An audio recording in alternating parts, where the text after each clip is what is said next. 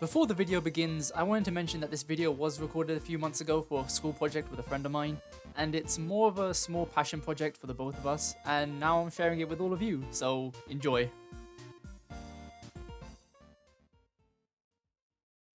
There are few licensed superhero games that exist in the world that are able to reach great heights and set the standard for what a superhero game and game in general should be. But this isn't the case, and most can't even hit the mark for a good game. The only games that come to mind that hit this is the Batman Arkham series, with very little in terms of competition with most others who have tried, mostly ending up in complete failure, such as the fairly recent Avengers, which has just shut down its service. So it's safe to say that there isn't much of a market for these type of video games. That is, until Spider-Man came along.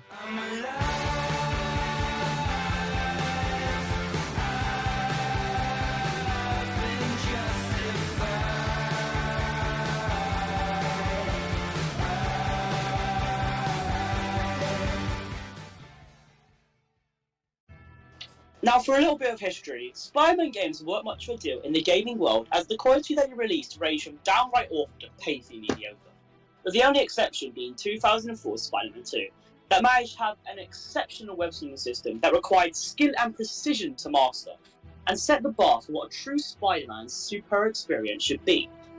This was 19 years ago, and the state of games for our beloved web-swinger did not improve by much. Spider-Man 3 released in a clear unfinished state, despite being developed for the newly released, at the time, Xbox 360 and PS3. Web of Shadows fared much the same way, and was simply too ambitious for its own good, with combat systems that, though very good in the correct hands, and are still remembered as one of the most unique takes on the Warcrawler's combat, was normally too complex for the average player, having an abnormally high skill floor that put a lot of casual Spidey fans off the game, and convoluted story with multiple endings that didn't add much to the overall experience. Shattered Dimensions and Edge of Time served much better in the gameplay and story department, with the introduction of the multiverse within the medium of Spider-Man video games, and brought new light to failing comic characters such as now widely loved Miguel O'Hara, Spider-Man 2099. The Amazing Spider-Man tie-in games were a noticeable step down from these, however, having shallow web-swinging mechanics and housing poor graphical fidelity for the generations that they released them, along with equally bland and forgettable stories that seemed to cram in as many villains as possible, like Kraven, Carnage, the Lizard, and Green Goblin, while also butchering their characters in more ways than one. It's safe to say that the days of Spider-Man 2 were not gone, and there was no hope to have a single good Spider-Man game any longer. But that change slowly went through with a fateful acquisition of a little-known studio known as Insomniac Games, and the first trailer for a new Spider-Man dropped. The reception of this was mixed at first, as people were sceptical as to if this was truly the Spider-Man game's end of Spider-Man game, and they had every right to be, since the track record wasn't exactly stellar at this point, and it had been quite a while since the last big-budget Spider-Man game. But as more and more information was carefully poured down upon us, it was clear that Marvel's Spider-Man would be a road to redemption for the webhead. The story of Marvel's Spider-Man, in hindsight, is a classic tale of our favourite hero overcoming the odds. An action-packed superhero narrative pitting Spider-Man against the Sinister Six, which could be seen as Insomniac playing it safe after so many years of failure with Spider-Man stories, even in the MCU movies. But the way that they portray Peter Parker's never-ending struggles, balancing his hero and personal life, carries a lot more emotional depth than the typical retelling seen in all forms of Spider-Man media, mostly thanks to this Peter being all grown up already and his deeper relations with the villains, also making each battle and story beat with them much more personal to both us and him. This game manages to deliver an original story not seen in a Spider-Man game before that's both impactful and gut-punching, as all Spider-Man stories should be. Insomniac deserves all the praise and credit for writing such a cinematic story that carries a deep visual spectacle, both technically and emotionally.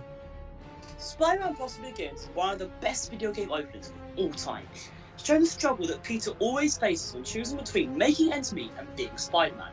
In just a few short moments, it conveys so much to the player in such a short span of time, and we see how this is still the Peter Parker we all know and love when he dons the red and blue spandex for the good of New York. This highlights one of the game's strengths and how it does not aim to waste the player's time, mostly by starting in media res, which is reflected in the short and sweet runtime of only 20 hours. The story mostly follows the consequences of Spider-Man's actions after the Fisk takedown, but where it really shines is in the way that the characters are beautifully written. Peter and MJ have a contrasting dynamic as they've broken up recently and are trying to rekindle their flame, but they also have contrasting ideals, with MJ being reckless and throwing herself into danger needlessly, and Peter learning that he can't do everything alone and needs the help of others until they learn to work together once more.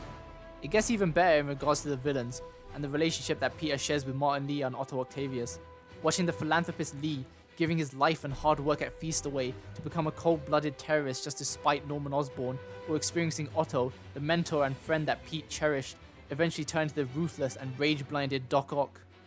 This makes their dynamics all the more heartbreaking, but we finally have to face the both of them near the end of the game, and find out the truth of Martin's tragic childhood and the fact that Octavius knew Pete's identity all along, leaving them to break care until one final fight for the fate of the city.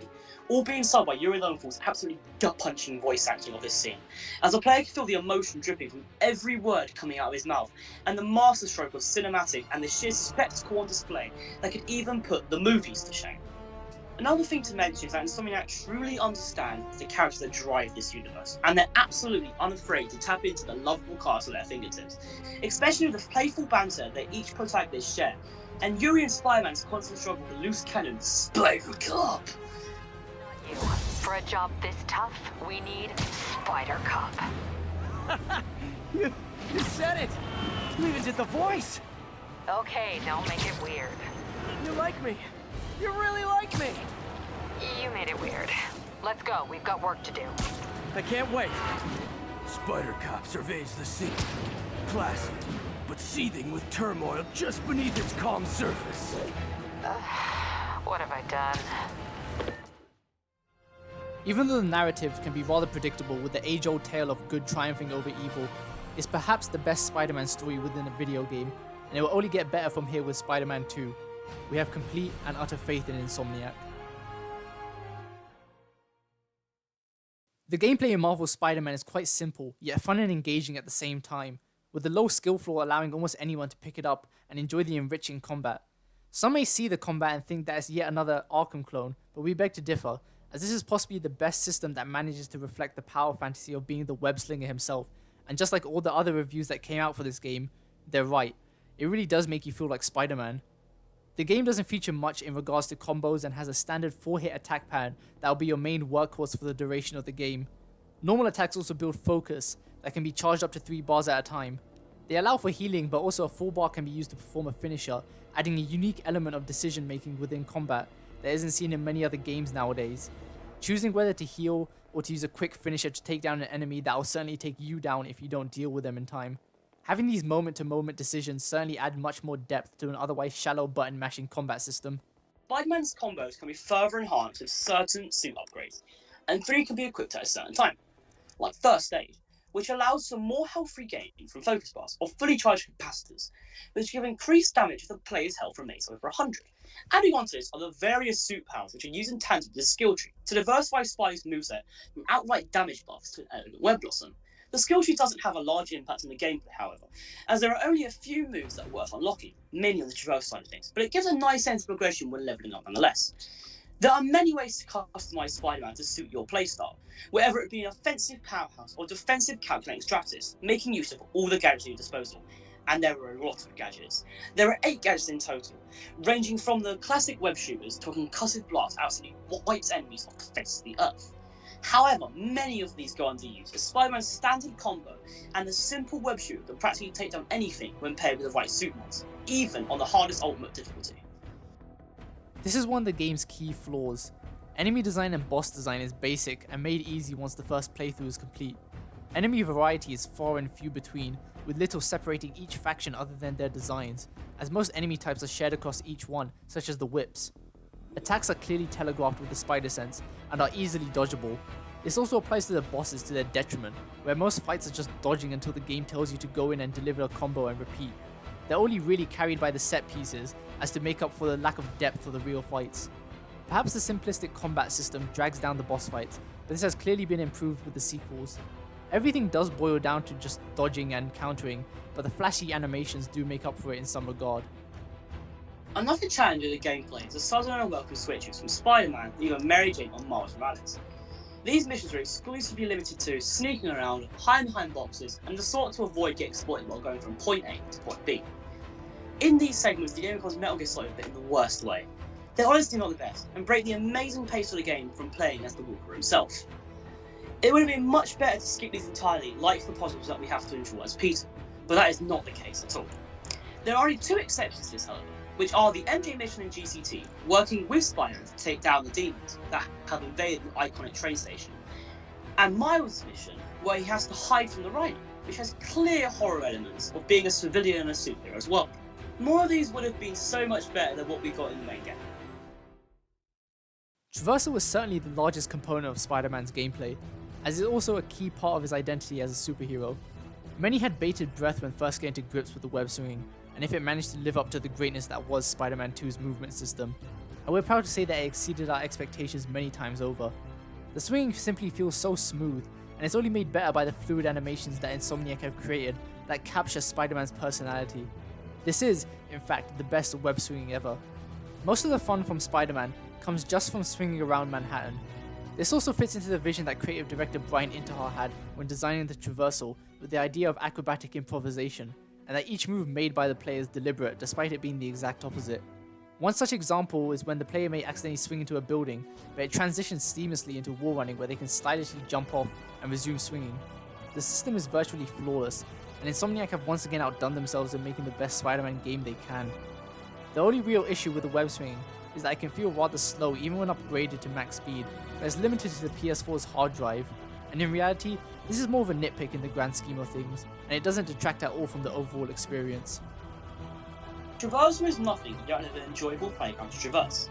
Insomniac's rendition of the iconic New York borough of Manhattan is enough to put all the others behind it to shame. It is a loving and equally most faithful recreation of the city, possibly thanks to the developers' visits there, which only add to the care and attention to detail that Insomniac has placed into this game's space, from the towering skyscrapers that line the horizon to the smaller apartment buildings along the outskirts. Manhattan truly feels alive with the bustling streets and traffic and fairly large NPC density that only makes it all the more believable, especially with the sheer variety of NPC types as you swing all over at high speeds. But of course you're not going to be thinking about that much, but the effort placed in designing New York is appreciated. Despite the relatively small size of Manhattan, it's a complete joy to swing around without a care in the world. As stated before, you can sit hours upon hours into the traversal without even noticing. The level design is expertly crafted to facilitate Spider-Man's moveset, and works to a great effect. The city is also brimming with hours upon hours of cycling, ranging from backpacks that contain familiar Spider-Man memorabilia that will definitely appeal to die-hard fans, the intense Taskmaster challenges that push your skills to the limits, the elusive Black Cat stakeouts, to the typical side missions that provide extra story bits that aren't necessarily essential to the main campaign, but some other side events are given more screen time, like Tombstone. However, a Spider-Man game isn't a Spider-Man game without a vast array of iconic suits to choose from, even if it isn't canon within the story, and there are a lot of suits. Marvel's Spider-Man features over 40 suits with a mix of familiar comic looks and Insomniac's own original designs. There's almost no end to the way that you can dress Spidey up in whatever way you want. The attention to detail on each and every suit is astounding, which we have come to know from Insomniac. From individual fibers right down to the 3 chest hairs that Pete has, they have it all.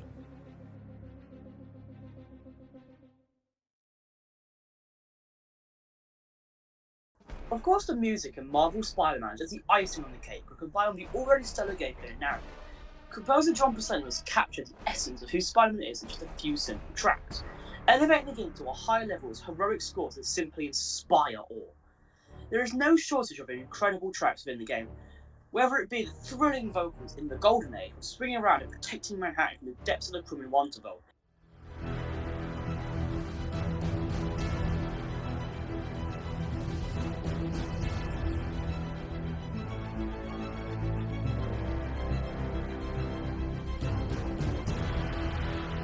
The tense strings of City on Alert when all hell begins to break loose.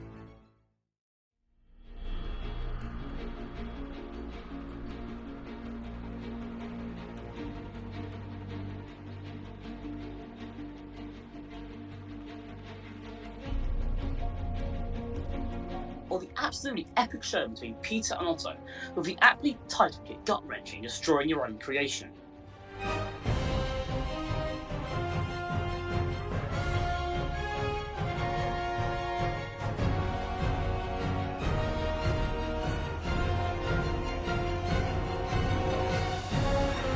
Spider-Man's OST, a masterclass in superhero sound design, and other developers have taken note on how to create a memorable soundtrack for a beloved hero.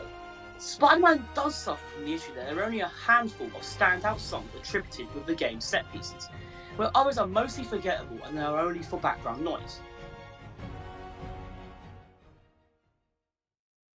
When Marvel Spider-Man was first announced in 2016, we were understandably unsure of whether this new game was even able to stand on its own 2 feet after the disastrous record of Spider-Man entries that came before it. However, Insomniac has created a new identity for the beloved web-slinger that effortlessly stands above the rest and is arguably the best iteration of the universe and Peter Parker.